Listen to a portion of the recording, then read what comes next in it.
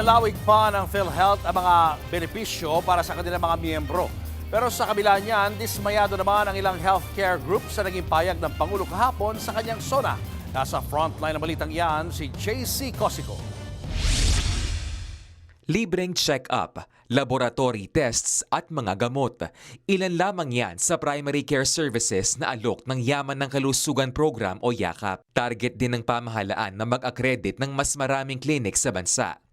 Isa yan sa mga nabanggit ni Pangulong Bongbong Marcos sa kanyang ikalimang State of the Nation Address o SONA. Kung kailangan talagang magtungo sa pagamutan, patuloy na pinaparami ng PhilHealth ang sakop nitong mga sakit, kondisyon at serbisyo.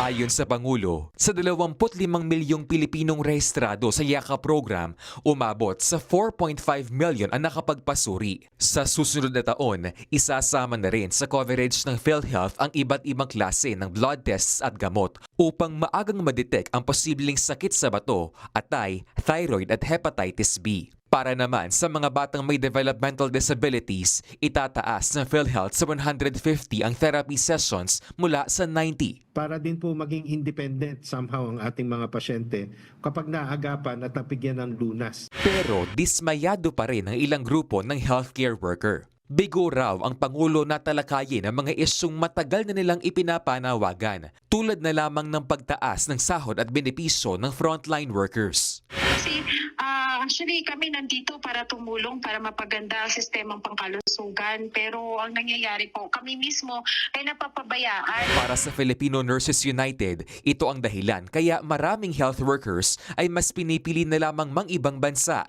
Dahil sa hindi niya natugunan yung basic na mga problema. Ito ay refleksyon ng mababang pagpapahalaga doon sa batayang karapatan sa kalusugan. Kaya panawagan nila sa huling 2 taon ng panunungkulan ng Pangulo ay bigyan naman sana sila ng atensyon. Nagbabalita mula sa Frontline, JC Cosico, News 5. Mga kapatid, Julius Babaw po.